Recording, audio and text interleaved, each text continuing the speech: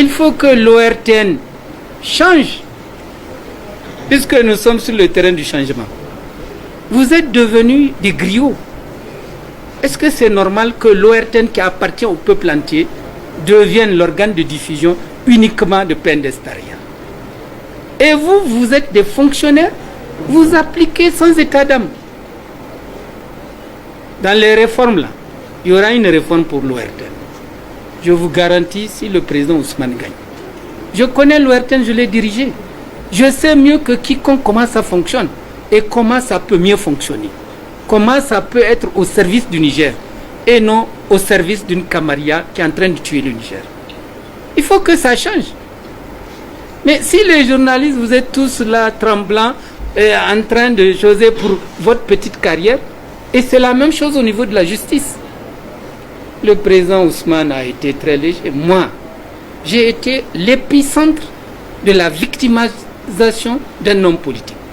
Ils ont fabriqué n'importe quoi, ils m'ont collé sur le dos pour pouvoir m'éliminer. Ils ont dit que j'ai fait trafic d'enfants. Moi, faire trafic d'enfants. Sans aucune preuve dans le dossier, il n'y a rien. Il n'y a que mon nom.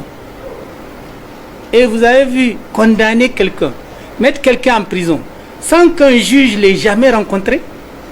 C'est pourquoi le message du président Maman Ousmane sur la justice, elle est éminemment importante. Parce que demain, si on peut continuer ça, aucun homme politique qui soit à l'opposition ne pourra aller aux élections.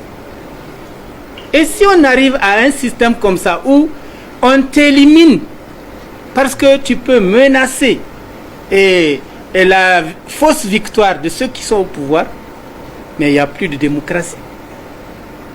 Et ce système, la justice l'encourage, les médias l'encouragent, parce que c'est terrible. Le sens de la responsabilité nationale, elle ne doit pas simplement être le fait des hommes politiques. Elle doit être le fait de la nation, de tous les électeurs. C'est eux qui sont souverains. Les hommes politiques ne cherchent qu'à être élus, mais la souveraineté appartient au peuple nigérien. Mais regardez ce qui se passe au Niger. Une démission collective. J'entends des gens dire non, l'opposition est inerte, ils ne font rien. L'opposition a quel fusil? L'opposition a quel coupe-coupe? L'opposition doit respecter la loi. Et si l'opposition ne respecte pas la loi, on les prend comme des bottes de paille, on va jeter en prison. Et quand on les jette en prison, qui bouge? Moi, j'ai fait combien de fois la prison? Vous pensez réellement que si nous avions un peuple déterminé, un homme politique comme moi et Agname peut être arrêté? On nous arrête, on nous met en prison. Le parti initial du président Maman Ousmane lui a été arraché. Vous le savez, non? Sinon, ce n'est pas RDR Tchendji qu'on allait dire, c'est CDS Rama.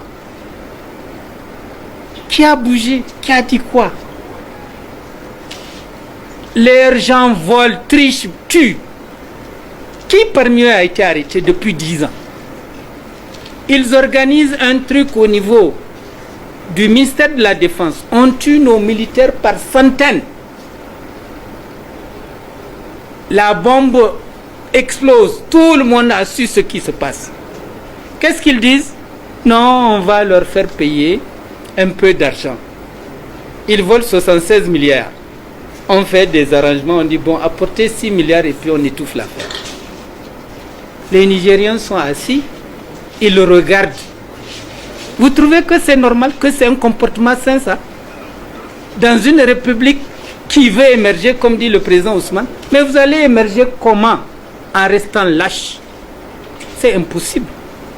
Vous attendez que les seuls partis politiques de l'opposition défendent la souveraineté nationale? Mais c'est impossible. Donc au lieu de rester dans des coins, critiquer l'opposition, il faut que ceux qui savent parler, là, ceux qui ont des idées, ceux qui veulent que l'opposition bouge, ils n'ont qu'à rentrer dans la danse. Ils n'ont qu'à se mettre dans l'arène et se battre avec nous, nous montrer, si nous on ne sait pas se battre, nous montrer comment on se bat. Mais tu es dans ton salon douillet, en train de prendre un whisky ou de boire ton thé, et tu nous dis d'aller.